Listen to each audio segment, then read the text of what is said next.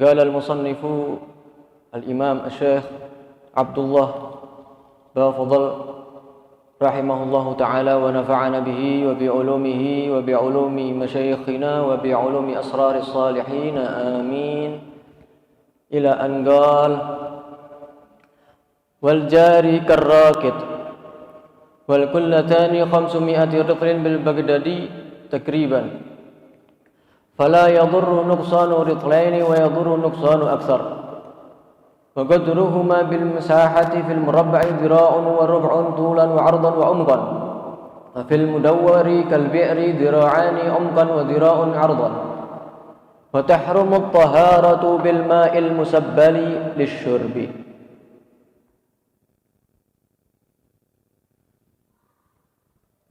Setelah kita bahas mengenai pembagian air yang ada 3, air suci dan mensucikan disebut dengan air mutlak. Yang kedua, air suci dan tidak mensucikan dibagi menjadi 2, yaitu air musta'mal dan air mutlak yang berubah salah satu sifatnya apabila memenuhi 4 syarat. Bagian ketiga yaitu air yang terkena najis. Adapun pembahasan semuanya itu adalah air yang menggenang. Air yang menggenang, tidak mengalir. Kemudian beliau al-musannif melanjutkan bagaimana keadaannya sekarang dengan air yang mengalir. Air sungai mengalir. Air menggenang sudah kita bahas sebelumnya, sudah jelas. Air di bak mandi, ya, di wadah. Terus bagaimana keadaannya ketika air itu mengalir? Maka kata beliau wal jari kerrakit, air yang mengalir itu sama hukumnya seperti air yang menggenang. Artinya hukum yang berlaku untuk air yang menggenang juga sama, berlaku juga untuk air yang mengalir. Lebih dari 2 kullah 217 liter terkena najis ke dalam air yang mengalir, maka bagaimana hukumnya ketika tidak merubah sifatnya, salah satu sifatnya dihukumi suci dan mensucikan. Sama seperti air yang menggenang.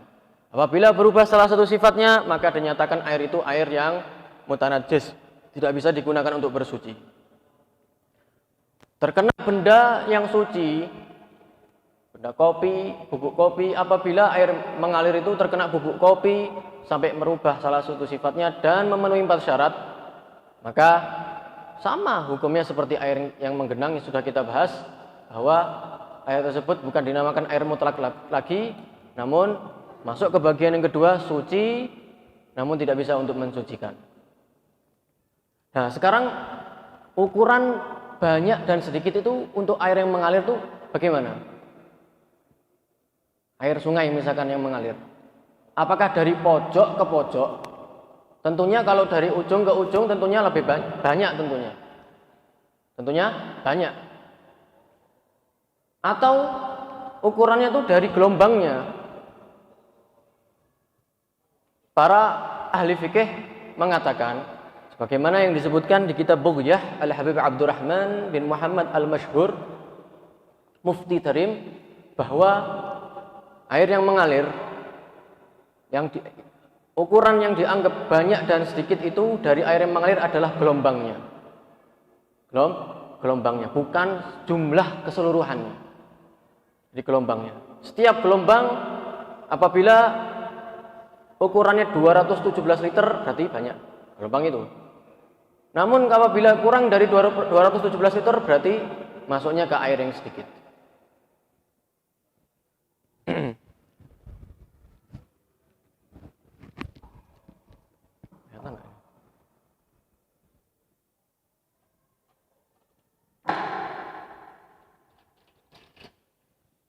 Kelihatan nggak ini?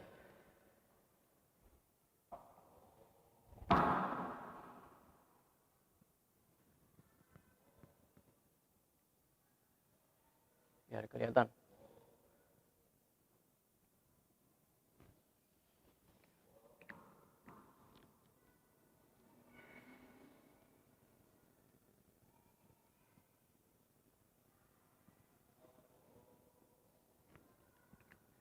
Jadi Untuk air yang mengalir ukuran banyak dan sedikitnya 217 liter atau kurang dari 217 liter itu bukan dari ujung ke ujung. Tentunya kalau dari ujung ke ujung banyak tentunya.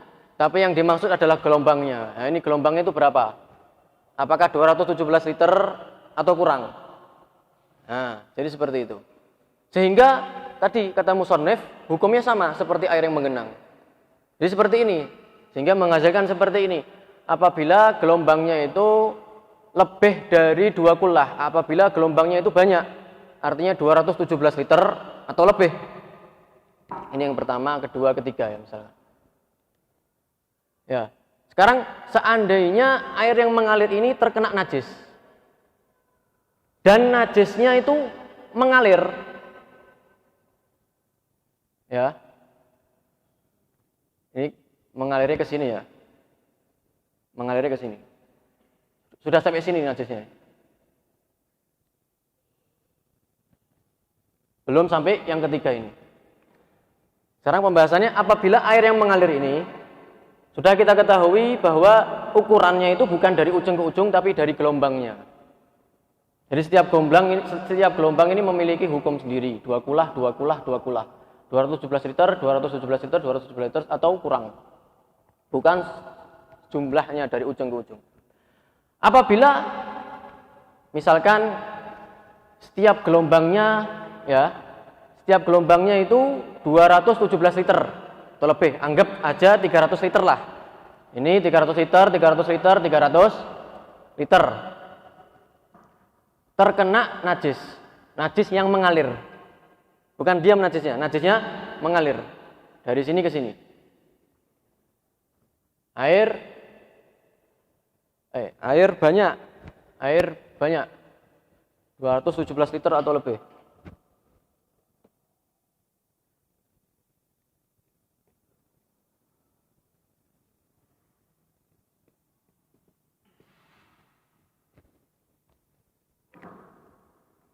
Maka bagaimana hukumnya? Ketika gelombang air ini banyak 217 liter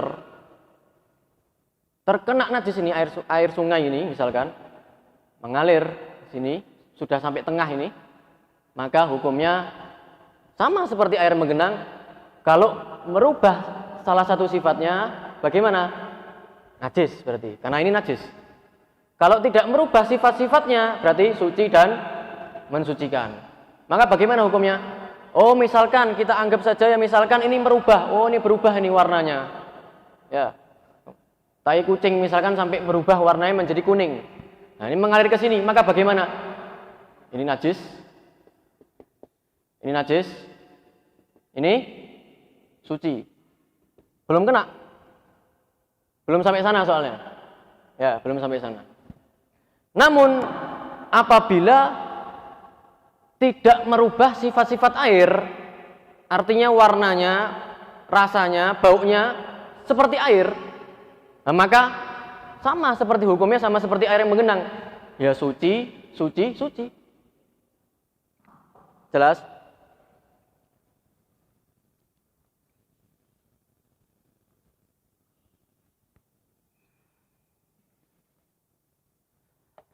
Sekarang apabila najisnya itu tidak mengalir, tidak ikut mengalir, diam ada di tengah, maka bagaimana?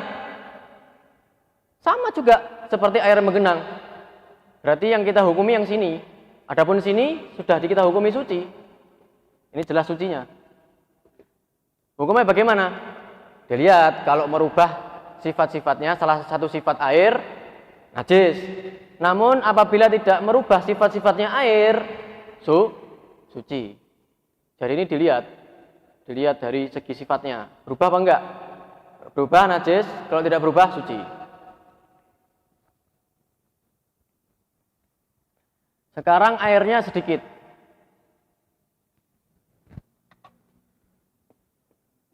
Bukan air ya, gelombangnya. Ya, gelombangnya maksudnya. Kurang 217 liter. Sekarang tadi pembahasan mengenai air banyak dari air yang mengalir sudah kita bahas. Sekarang airnya sedikit. Setiap gelombang ini 100 liter misalkan.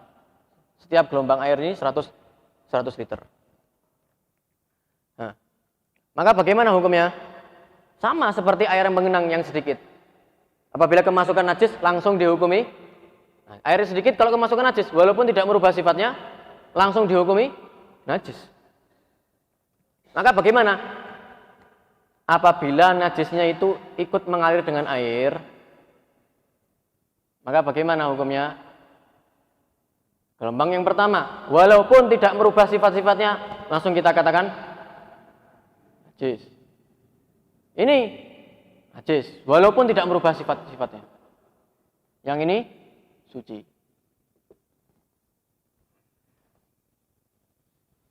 Namun apabila najisnya tidak ikut mengalir, berdiam ada di tengah ini, di sini, maka bagaimana? Maka gelombang yang pertama suci, nggak tengah najis soalnya. Yang tengah ini langsung dihukumi najis walaupun tidak merubah sifat-sifat air. Yang ini suci, karena najisnya diam, nggak mengalir. Nah, bagaimana tadi? Oh ya, untuk mengenai yang tadi, mengenai yang pertama tadi, najis yang mengalir, ya, najis yang mengalir, najis yang ikut mengalir, najis yang ikut mengalir dengan airnya. Maka tadi kita katakan kalau airnya gelombangnya itu sedikit kurang dari 217 liter, ini langsung kita katakan apa? Najis. Ini juga najis, ini suci. Nah, untuk gelombang yang pertama ini, karena dia kan airnya mengalir kan, nah, maka kalau dari sini, gak iso ya. Ya, ini dari air yang dari sebelahnya sini mengalir ke sini, maka langsung dihukumi suci. Ya, langsung dihukumi suci. Terus seperti itu. Kalau sampai apa? Sampai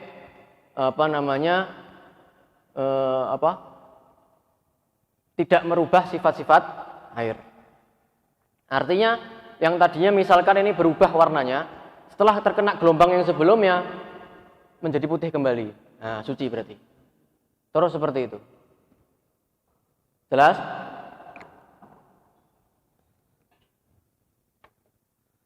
Itu mengenai air yang mengalir. Jadi hukumnya sama seperti air yang menggenang.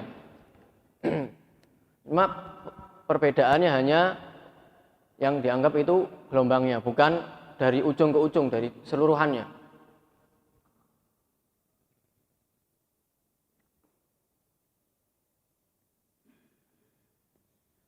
Makanya ada di fikih itu ada kayak pertanyaan teka-teki.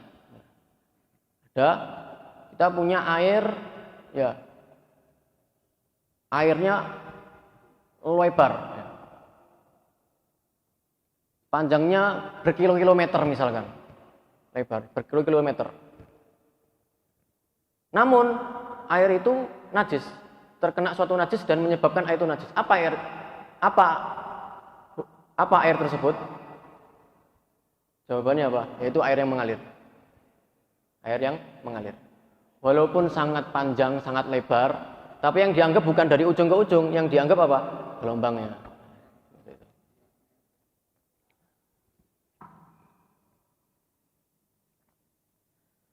Nah, untuk ukuran air yang banyak berapa? Sebenarnya berbeda pendapat. Ada banyak pendapat ulama, ya. Ada yang mengatakan 217, seperti yang disebutkan di apa yang dikatakan oleh Habib Hasan Al-Kaf 217, ada yang mengatakan 270, 240. Ya, kalau misalkan air itu kurang dari 217, kurangnya cuma 1, ya, 216 misalkan, maka bagaimana? Apakah itu masuk ke air yang sedikit atau air yang banyak? Maka dikatakan oleh Al-Imam Asy-Syaikh Abdullah Fadl, kalau kurangnya sedikit tidak ada masalah. Ya, masih dinyatakan air itu banyak. 216, 215, masih banyak. Tapi kalau 214, 213, nah sudah sedikit berarti. Jelas ini? Terakhir. Beliau Asy-Syaikh Abdullah Fadl, beliau mengakhiri fasal ini dengan pembahasan air yang diwakafkan untuk minum. Al-ma' al-musabbal lisyurb.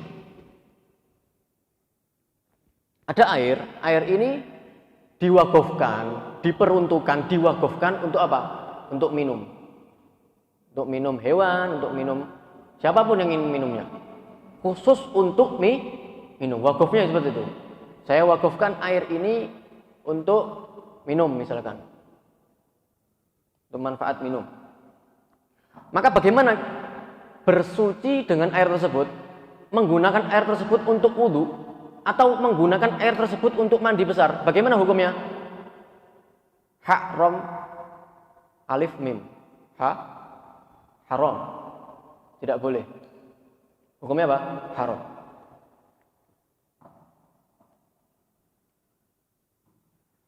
Sama halnya juga seperti air masjid. Gimana jedingnya? Sini ya. Kamar mandi di sana. Nah, ini yang sering terjadi seperti ini. Sekarang ini masjid ini, kamar mandi masjid itu seringnya digunakan seperti WC umum. WC umum ya. Digunakan terus keluar ya. Jadi menyamakan kamar mandi masjid sama seperti toilet umum. Itu berbeda. Kamar mandi yang mana itu diwakafkan untuk kemaslahatan masjid ya, untuk kemaslahatan masjid. Tentunya bukan diwakafkan untuk masjid ya. Karena ada sebagian masjid itu yang mana tanahnya ini diwakafkan untuk masjid, cuma dibangun kamar mandi. Ini nggak boleh, haram. Tanahnya wakafnya untuk masjid, tapi dibangun kamar mandi nggak boleh. Mengotori masjid sama saja mengotori masjid. Terus bagaimana? Wakafkan untuk kemaslahatan. Bukan wakaf masjid, untuk kemaslahatan masjid. Sama seperti air wudu, ya. Bab untuk wudu.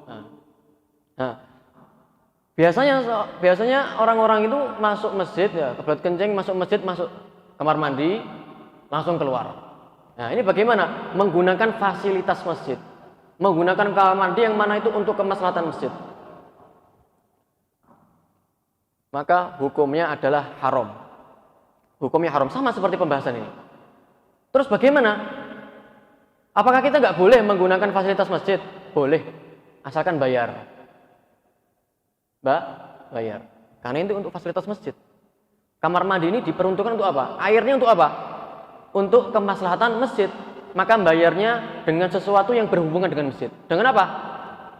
Berwudu atau dengan sholat tahiyatul masjid. Kalau nggak seperti itu, haram. Hukumnya haram. Karena Anda menggunakan fasilitas masjid, kemaslahatan untuk masjid. Yang mana sama seperti tadi pembahasan air. Air ini khusus untuk minum, tapi digunakan untuk bersuci. Loh, digunakan untuk beribadah kok. Haram. Karena wakafnya untuk minum. Sama seperti ini untuk kemaslahatan masjid, bukan untuk cuma-cuma. Ya, bukan untuk cuma-cuma, untuk kemaslahatan masjid. Maka bayarnya harus apa? Maka harus digunakan dengan sesuatu yang berhubungan dengan masjid. Baik dengan berwudu dengan air masjid atau dengan sholat tahiyatul masjid. Malah enak. Nah, di kamar mandi, wudu, sholat, dapat pahala. Jadi seperti itu. Ini yang sering terjadi. Banyak yang sering terjadi. Biasanya kamar mandi digunakan disamakan seperti toilet umum. Beda halnya dengan toilet-toilet yang di pom bensin kan beda. Itu kan untuk umum. Nah, ini pembahasannya berbeda. Bukan untuk masjid. Ini untuk umum. Siapapun boleh. Nah, seperti itu.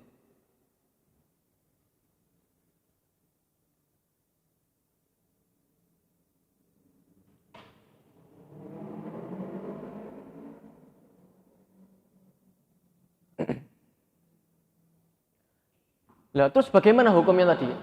Air yang diwakafkan untuk masjid digunakan untuk bersuci, digunakan untuk wudhu, digunakan untuk mandi besar. Apakah sah wudhu kita apabila menggunakan air tersebut? Apakah sah mandi besar kita apabila menggunakan air tersebut?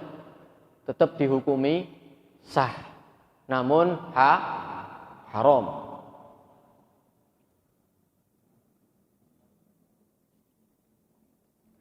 Karena haramnya itu bukan untuk zatnya. Haram ini bukan untuk zatnya. Li'arid kalau dalam fikih itu. Karena suatu hal yang lain yang menyebabkan dia haram. Ya. Adapun wudhunya apabila sesuai dengan syaratnya, sesuai dengan rukunnya, sah.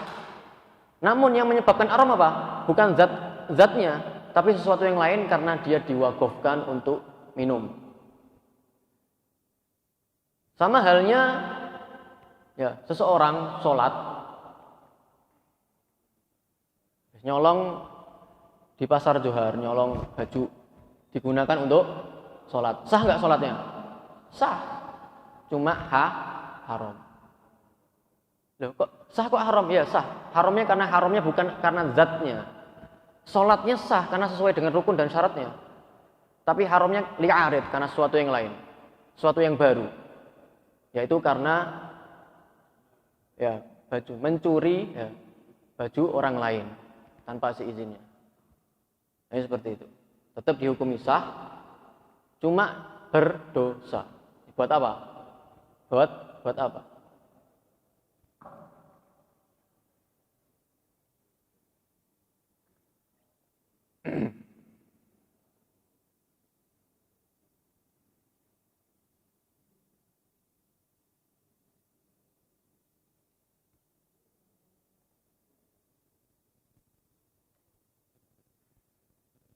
Ya, sama halnya juga seperti apa? Biasanya kalau di Idul Adha, air masjid digunakan untuk apa? Untuk apa? Kurban itu loh. Nah, ini sebenarnya nggak boleh. Terus bagaimana? Harus bayar. Biasanya berapa bayar itu? Terus dimasukkan kas masjid.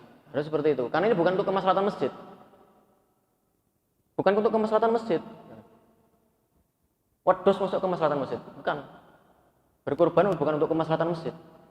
Boleh menggunakan air masjid, tapi lebih baik jangan menggunakan air masjid. Pakai air pribadi. Menggunakan air masjid boleh bayar. Masuk ke kas masjid. Kalau nggak bayar haram. Berkorbannya sah apabila sesuai dengan syariat, sembelihan yang syar'i sampai terputus saluran pernafasan dan saluran makanannya sah. Cuma haram. Nyucinya tuh haram menggunakan air tersebut. Seperti itu. Dan dikiaskan. Itu akhir daripada penjelasan yang dijelaskan oleh Syekh Abdullah Bafadl dalam fasal At-Taharah. Fasal air ini, dalam fasal air, pembahasan mengenai air dan pembagiannya. Wallahu a'lam bishawab. Masih ada waktu, ada pertanyaan?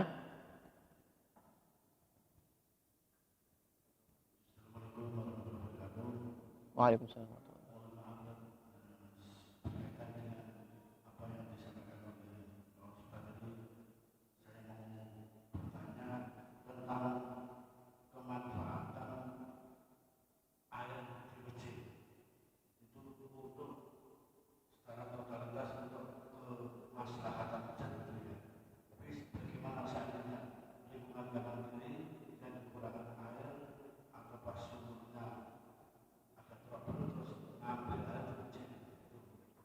Jelas haram.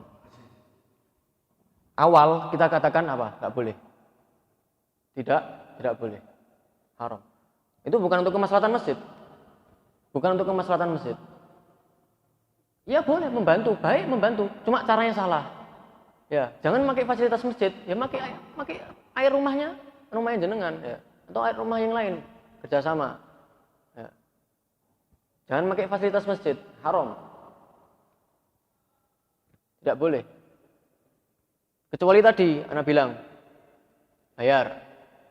Nah, nanti kasnya ya uangnya itu untuk kemaslahatan masjid. Nah, nggak ada masalah. Cuma alangkah lebih baiknya untuk jangan menggunakan fasilitas masjid, itu lebih baik. Nah, seperti itu.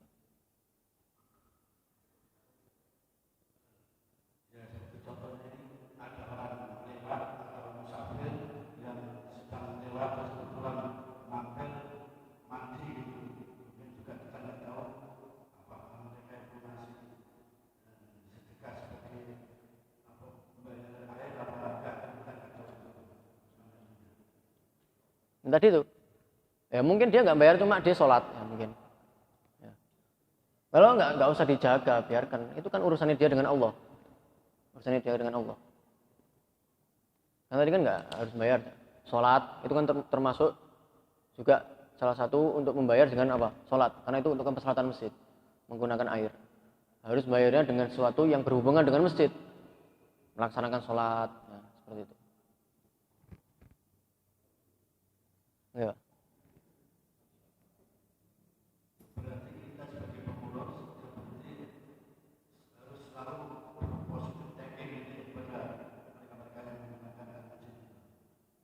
Ya mungkin bisa dikasih tahu ya, tulis atau bagaimana, itu lebih baik. Nah juga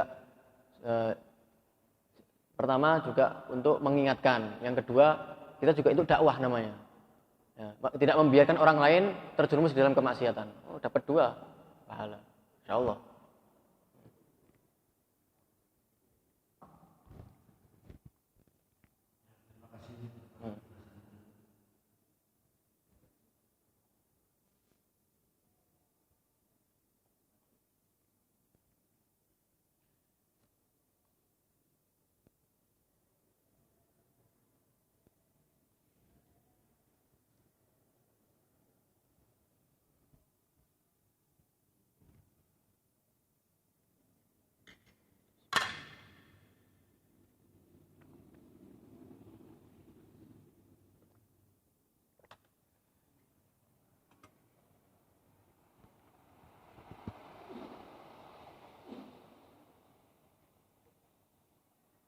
Mohon.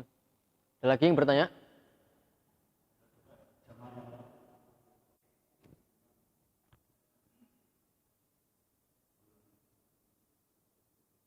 Assalamualaikum warahmatullahi wabarakatuh. Waalaikumsalam warahmatullahi wabarakatuh. Saya mau bertanya kasusnya di kolam renang. Itu yang mana airnya itu termasuk air apa dan jumlahnya.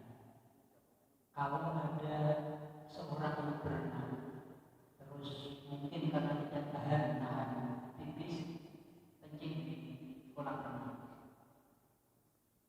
Untuk dia sendiri ini air itu benar-benar tahu ada najisnya. Mungkin kalau orang yang lain karena tidak berubah apa ciri-ciri air warna maupun rasanya tidak berubah. Tapi untuk orang yang kencing sendiri itu airnya berubah. Ini sering terjadi mungkin ini ya. Kolam renang, ada kencing di dalam kolam renang yang airnya banyak. Ya tadi sama hukumnya, apabila air itu lebih dari 2 kulah, 217 liter, apabila tidak merubah sifat-sifatnya, air itu mutlak, suci dan mensucikan. Ya, suci mensucikan. Walaupun dirinya tahu, tapi nggak merubah sifat-sifatnya, tidak merubah sifat-sifatnya. Main, anak jelaskan, bahkan kalau najis mughaladhah pun, kencingnya anjing misalkan, terkena kencingnya anjing kolam renang, tidak merubah sifat-sifat air, tetap air itu mutlak. Gunakan untuk bersuci, untuk mandi besar boleh. Ya wudhunya cuma nyemplung, keluar lagi. Ya. Nawaitul wudhu ali rafil hadatsil asghar. Ya, cukup. Mandi besar juga cukup nyemplung. Ntar akan kita bahas mengenai itu. Ada pengecualian bahwa di antara syarat rukunnya wudhu itu harus berurutan. Basuh wajah, tangan, sebagian kepala, kecuali satu. Ketika di kolam renang, ketika nyemplung nyemplung ketika kolam renang di dalam air yang sangat banyak, maka tidak disyaratkan berurutan. Langsung nyemplung aja. Niat tentunya, kemudian keluar. Cukup seperti itu.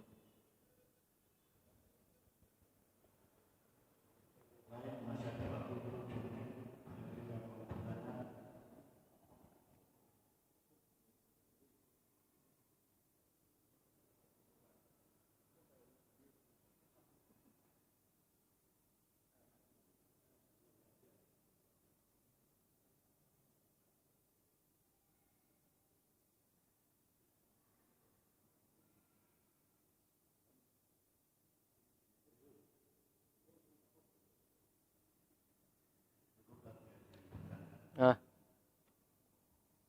ya. Ini untuk berikutnya sebenarnya saya ingin melanjutkan, cuma ini pembahasannya nggak cukup lanjutkan ini. Pembahasannya agak panjang ya. Fasal karena masuk ke fasal baru. Ya, langsung tutup aja ya, karena tidak ada yang bertanya ya. Wallahu a'lam bishawab. Mudah-mudahan apa yang kita dengarkan ini bisa bermanfaat bagi kita semuanya, bisa kita amalkan sehingga menjadi cahaya untuk hati kita, sehingga kita dekat kepada baginda besar Nabi Muhammad sallallahu alaihi wasallam. Allahumma la tahrimna khairan ma indaka li syarri ma indana. Wa sallallahu ala sayyidina Muhammadin wa alihi wa sahbihi wasallam. Walhamdulillahi rabbil alamin. Assalamualaikum warahmatullahi wabarakatuh.